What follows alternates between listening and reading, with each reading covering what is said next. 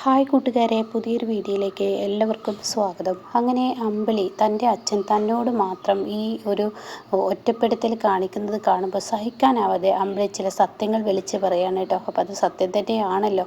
ആ സമയം മാഷിൻ്റെ ഉള്ളിൽ വളരെ നെഞ്ചുവേദന തോന്നുകയാണ്. കാരണം തൻ്റെ മക്കളെക്കുറിച്ച് അത് പറഞ്ഞപ്പോൾ മാഷിന് സഹിക്കാൻ കഴിഞ്ഞില്ല. അങ്ങനെ മാഷ് ഇങ്ങനെ നെഞ്ച് വലിച്ചും കൊണ്ടിരിക്കുകയാണ്. മോളെ എന്നങ്ങ് പറഞ്ഞിട്ട് പിന്നീട് അനുവിനെയാണ് കേട്ടോ വിളിക്കുന്നത്. അമ്പിളിയെ വിളിക്കാൻ ഒരുങ്ങുമെങ്കിലും മാഷിന് അപ്പോഴും വെറുപ്പുണ്ട് കേട്ടോ.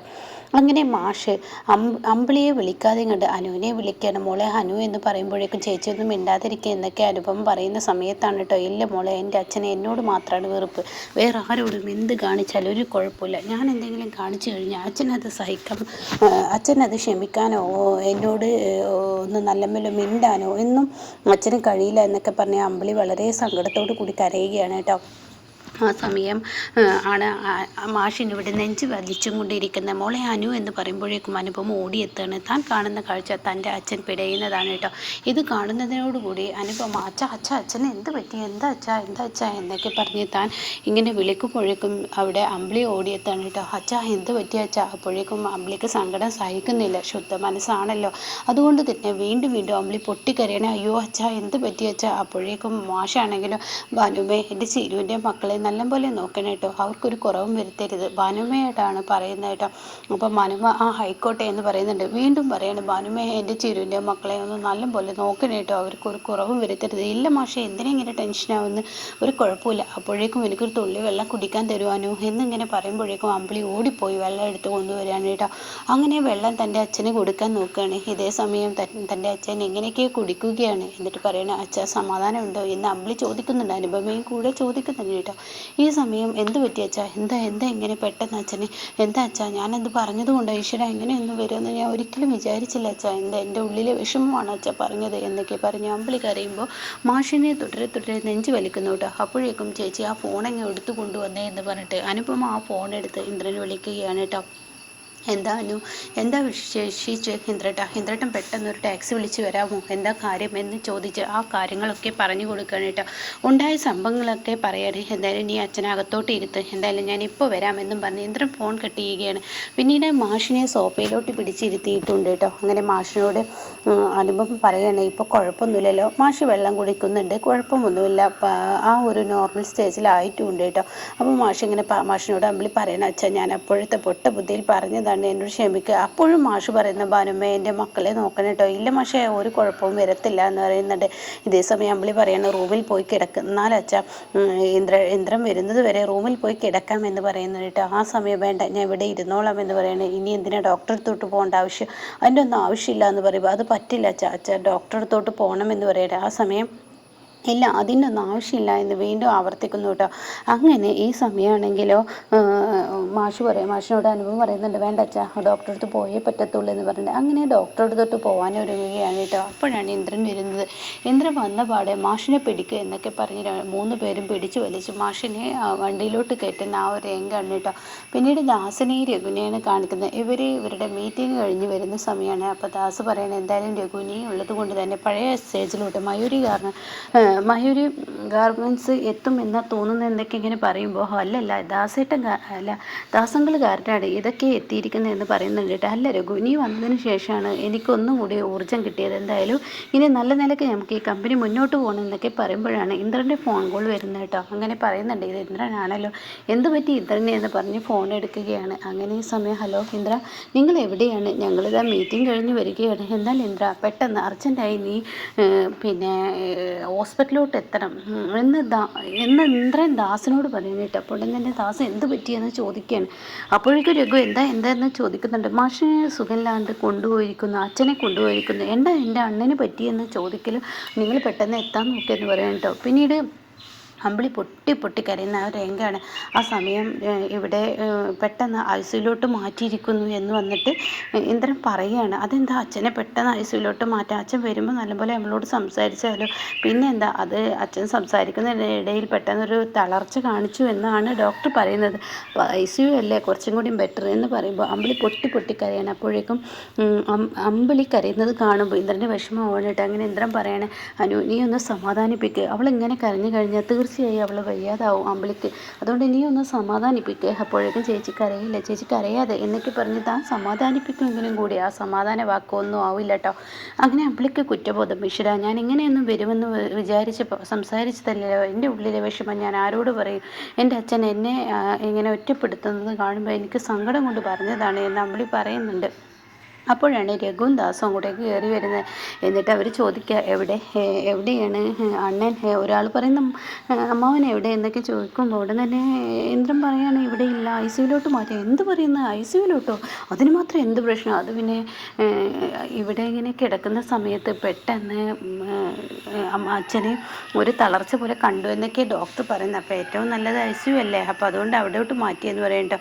ഈ വാക്കുകൾ അങ്ങ് കേൾക്കുമ്പോൾ ഉടൻ തന്നെ രഘു ചോദിക്കുകയാണ്, അതിന് മാത്രം എന്ത് പ്രശ്നമാണ്? ഞാനും അമ്മാവനും കൂടി വണ്ടിയിലിരുന്ന് ഒരുപാട് സംസാരിച്ചിട്ട് ഞങ്ങൾ പിരിഞ്ഞതാണ്, പിന്നെ വീട്ടിൽ വന്നതിന് ശേഷം എന്ത് പ്രശ്നം ഉണ്ടായി എന്നിങ്ങനെ ചോദിക്കുമ്പോൾ ഉടൻ തന്നെ അനുപ പറയുന്നത്, ഞങ്ങൾ വീട്ടിലിരുന്ന് ഇങ്ങനെ സംസാരിക്കുന്ന സമയത്താണ് പെട്ടെന്ന് അച്ഛൻ ഇങ്ങനെയൊക്കെ കാണിച്ചത് എന്ന് പറയട്ടോ. അപ്പോൾ വണ്ടിയിൽ വരുമ്പോൾ ഒരു കുഴപ്പമുണ്ടായിരുന്നില്ല, പിന്നെ ഇവിടെ വന്നതിന് ശേഷമാണ് ഇങ്ങനെയൊക്കെ ആയതെന്ന് പറഞ്ഞ അനുപമ ഒഴിവാകുന്നുണ്ട്. ഇന്ദ്രൻ്റെ മുഖത്തും ഒരു കള്ളത്തരത്തോടു കൂടിയാണെങ്കിലും ഇന്ദ്രനും അങ്ങനെ പറഞ്ഞ് ഒഴിവാകുന്നുണ്ട് കേട്ടോ. ആ സമയം ഉടൻ തന്നെ ഈ വാക്കുകൾ കേൾക്കുമ്പോൾ രഘു പറയണേ, ഇല്ല അമ്പിളി, നീ എന്തെങ്കിലും അമ്മാവനെ പറഞ്ഞിട്ടുണ്ടോ? നീ അമ്മാവനുമായി വഴക്കിട്ടോ എന്ന ആ ചോദ്യം ഉന്നയിക്കുമ്പോൾ അവിടെ താൻ ഉത്തരം മുട്ടിപ്പോയിട്ടോ. ഈ സമയം അമ്പിളി പറയണേ, രഘുവേട്ടാ, അത് പിന്നെ അച്ഛൻ എന്നെ ഒറ്റപ്പെടുത്തുന്നത് കണ്ടപ്പോൾ അച്ഛനോട് ഞാൻ കാര്യങ്ങൾ പറഞ്ഞ് സംസാരിക്കാം. അമ്പിളി, നിന്നെ ഞാൻ ഇതിനാണോടി വീട്ടിലോട്ട് കൊണ്ടുവന്നത്? എന്തിനാടി നീ അമ്മാവനെ ഇങ്ങനെ ഈ ഒരു നിലയിലാക്കിയതെന്ന് പറയുമ്പോഴേക്കും അമ്പിളി പൊട്ടി കരയാണ് കേട്ടോ. അപ്പോഴേക്കും ഇന്ദ്രൻ പറയണേ, പിന്നെ അങ്ങനെയൊന്നും പറയാതെ അവൾക്ക് പറയാനുള്ളത് പറഞ്ഞു, അവളുടെ അച്ഛനോടല്ലേ, പക്ഷെ ഇങ്ങനെയൊക്കെ വരുമെന്ന് ഒരിക്കലും ആരും പ്രതീക്ഷിക്കില്ലല്ലോ, അതുകൊണ്ട് നീ അവളെ സമാധാനിപ്പിക്കുക എന്ന് പറയണേ. ഇതേ സമയം പൊട്ടി കരയാണ് അമ്പിളി. എന്നാലും എന്നിങ്ങനെ പറയുമ്പോൾ അനുഭവം പറയണേ, എന്തിനാ ചേച്ചി വെറുതെ അച്ഛനോട് ചേച്ചി സംസാരിച്ച കാര്യത്തെക്കുറിച്ച് രഘുവേട്ടനോട് പറയാൻ പോയത്? ഞാൻ പറഞ്ഞത് ഇത്ര വലിയ അപരാധമൊന്നുമല്ല, അത് പറയേണ്ടത് തന്നെ. എൻ്റെ അച്ഛനോട് ഞാൻ സംസാരിച്ചു, അതിൽ എനിക്കൊരു തെറ്റ് തോന്നിയില്ല, പക്ഷേ ഇങ്ങനെയൊക്കെ വരുമെന്ന് ഞാൻ ഒരിക്കലും പ്രതീക്ഷിച്ചില്ല, അതുകൊണ്ട് ഇപ്പോൾ പറയാനുള്ളത് പറഞ്ഞു. ഇനിയിപ്പോൾ ഞാൻ ചെയ്തത് തെറ്റാണെങ്കിൽ രഘുവേട്ടൻ എന്നെ അങ്ങ് ശിക്ഷിച്ചോട്ടെ എന്ന് പറഞ്ഞ് അമ്പിളി വീണ്ടും കരയാണ് കേട്ടോ. അത് കാണുന്നതിനോടുകൂടി ദാസ് പറയണേ, രഘു, നീ ഇങ്ങനെ അവളെ കരയിപ്പിക്കാതെ. അപ്പോൾ ഇന്ദ്രനും പറയണേ, അമ്പിളിയെ എങ്ങനെ കരയിപ്പിച്ചാൽ തീർച്ചയായും ഇനിയിപ്പോൾ അമ്പിളിയായിരിക്കും ICUവിലാക്കേണ്ട അവസ്ഥ വരിക, അപ്പോൾ അതുകൊണ്ട് നീ ഒന്ന് സമാധാനിപ്പിക്കുക രഘു എന്ന് പറയണേ. അപ്പോൾ ഈ സമയം രഘു പറയുന്നുണ്ട്, അവളെ അമ്മാവൻ വല്ലാതെ ഒറ്റപ്പെടുത്തുന്നു, അവളോട് സംസാരിക്കുന്നില്ല, അവളെ കണ്ട മുഖം തിരിക്കുന്നു എന്ന ഒരു തോന്നലും വിഷമവും അവളിൽ ഉണ്ടായിരുന്നു, അതുകൊണ്ടാണ് അവൾ ചോദ്യം ചെയ്തിട്ടുണ്ടാവുക, ഇങ്ങനെയൊക്കെ സംസാരിച്ചിട്ടുണ്ടാവുക എന്ന് പറയുന്നത്. എന്തായാലും നീ ചെല്ല്, അവളെ സമാധാനിപ്പിച്ചു കൊടുക്കുക, സംഭവിക്കാനുള്ളത് സംഭവിച്ചു എന്ന് പറഞ്ഞിട്ട് സമാധാന വാക്കുകൾ പറഞ്ഞുകൊണ്ടിരിക്കുകയാണ് കേട്ടോ. അമ്പിളിയുടെ അടുത്തോട്ട് ചെന്നിട്ട്, അമ്പിളി, എന്നാലും രഘുവേട്ടൻ, ഞാൻ അങ്ങനെയൊന്നും വിചാരിച്ചിട്ടില്ല, എൻ്റെ ഉള്ളിലെ വിഷമം, എൻ്റെ അച്ഛൻ എന്നോടൊന്നും മിണ്ടാതെ എന്നെ മാത്രം ഒറ്റപ്പെടുത്തി പോകുമ്പോൾ ആർക്കാവും ഉണ്ടാവില്ലേ ആ ഒരു വിഷമം കൊണ്ട്, അതിന് മാത്രം എന്ത് തെറ്റാണ് ഞാൻ ചെയ്തത്? അമ്പിളി, നീ ഒന്നും അടങ്ങി, കുഴപ്പമൊന്നുമില്ല എന്ന് പറയണേ. പിന്നീട് കാണിക്കുന്നത് സത്യനെയാണ്. സത്യൻ ലച്ചുവിനെയും വിച്ചുവിനെയും കൊണ്ട് സുശീലയുടെ അരികത്തോട്ട് വരികയാണ്. അപ്പോൾ ഈ സമയം സുശീല ചോദിക്കുകയാണ്, ഇതെന്തോന്നാടാ ഇവരെ ഇങ്ങോട്ടേക്ക് കൊണ്ടുവന്നിരിക്കുന്നത്? അവനും അവളും എവിടെ? ഇന്ദ്രേട്ടൻ വിളിച്ചു പറഞ്ഞു, ഞാൻ ഈ വീട്ടിലോട്ട് കൊണ്ടുവന്നു, അത്ര തന്നെ. അല്ല, വിച്ചുവിനെ കൊണ്ടുവന്നത് തെറ്റില്ല, എന്നാൽ ലച്ചുവിനെ കൊണ്ടുവന്ന അമ്പിളിയും രഘുവും ഇനിയിപ്പോൾ അതിൻ്റെ മുകളിൽ പ്രശ്നം ഉണ്ടാക്കില്ല. ഇല്ല, പ്രശ്നം ഉണ്ടാക്കില്ല, അവരിവിടെ വന്ന് കൊണ്ടുപോയിക്കോളും, അല്ലെങ്കിൽ ഇന്ദ്രേട്ടൻ അവരെ അങ്ങോട്ട് ആക്കി കൊടുത്തോളും. അമ്മ ഇതിൻ്റെ പേരിൽ ടെൻഷൻ ആവണ്ട. അല്ല, അങ്ങേർക്ക് വല്ല പ്രശ്നം ഉണ്ടായോ? ആ മാഷ് എന്ന് പറയുന്ന ആൾക്ക് അത് കേട്ട ഉടൻ തന്നെ, മാഷ് സുഖമില്ലാത്തത് കൊണ്ട് തന്നെയാണ് അങ്ങോട്ടേക്ക് കൊണ്ടുപോയിരിക്കുന്നത്, അല്ലാതെ ഇന്ദ്രേട്ടനും ഈ പറയുന്ന അനുചേച്ചി എങ്ങോട്ടേക്കും പോയിരിക്കുന്നതല്ല എന്ന് പറയട്ടോ. അയ്യോ, അയാൾക്ക് അറ്റാക്കാണോ? ഇനി ഒരു അറ്റാക്ക് വന്നാൽ അയാൾ തട്ടിപ്പോകുമെന്നാണ് പറഞ്ഞത്, മാഷ് മരിച്ചിട്ടൊന്നുമില്ല അമ്മ, അതുകൊണ്ട് ആശ്വസിക്കേണ്ട. അയ്യോ, എനിക്കൊരാളും മരിക്കുന്നത് ഇഷ്ടമില്ല. അപ്പോൾ ഈ സമയം ഇതൊക്കെ ശേഖരൻ കേൾക്കുകയാണ് കേട്ടോ. ശേഖരനെ ഉറ്റു നോക്കുകയാണ്. ഈശ്വര, അങ്ങേപ്പോലെ നല്ലൊരു മനുഷ്യന് ഇങ്ങനെ ഒരു സ്ഥിതി വന്നല്ലോ എന്ന വിഷമത്തോടു കൂടി ശേഖരൻ ഇങ്ങനെ എത്തി നോക്കുകയാണ്. ഉടൻ തന്നെ സുശീൽ പറയും, അയ്യോ, എനിക്ക് അങ്ങനെയൊന്നുമില്ല, ഞാൻ പറയാനുള്ളത് പറഞ്ഞതാണ്, എന്തായാലും അങ്ങേർക്ക് കുഴപ്പമൊന്നുമില്ല. ഇല്ല, കുഴപ്പമൊന്നുമില്ല എന്നാണ് ഇന്ദ്രേട്ടൻ പറഞ്ഞത്. എന്തായാലും അമ്മ കുട്ടികൾക്ക് ഭക്ഷണം കൊടുക്കുമോ? കുട്ടികൾക്കൊക്കെ ഞാൻ ഭക്ഷണം കൊടുത്തോളാം, എന്തായാലും നീ ആ മാഷിൻ്റെ വിവരം എന്തായെന്ന് നിൻ്റെ ഏട്ടനോടൊന്ന് വിളിച്ചു ചോദിക്കുക, അത് നല്ലതാണ്. സുശീല പറയുകയാണ് കേട്ടോ.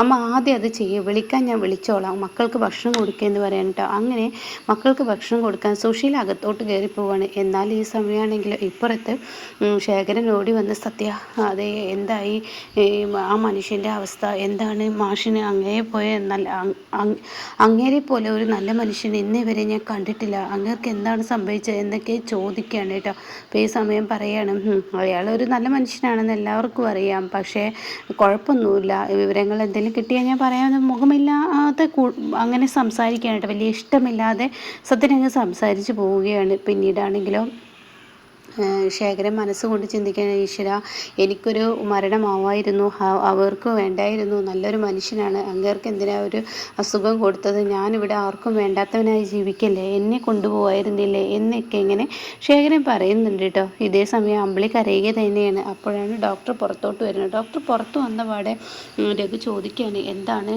എന്ന്. അപ്പോഴേക്കും ദാസും ചോദിക്കുകയാണ്, ഇന്ദ്രനും ചോദിക്കുന്നുണ്ട്. കുഴപ്പമൊന്നുമില്ല, ചെറിയൊരു മയക്കത്തിലാണ്, ECGയിൽ ചെറിയൊരു വേരിയേഷൻ കാണിക്കുന്നുണ്ട്, മരുന്നിനോട് പ്രതികരിക്കുന്നുണ്ട്, കുഴപ്പമൊന്നുമില്ല, പേടിക്കാനൊന്നുമില്ല എന്ന് പറയുമ്പോൾ ദാസ് ചോദിക്കുകയാണ്, ഇനി വേറെ വല്ല ഹോസ്പിറ്റലിലോട്ടും കൊണ്ടുപോകണോ?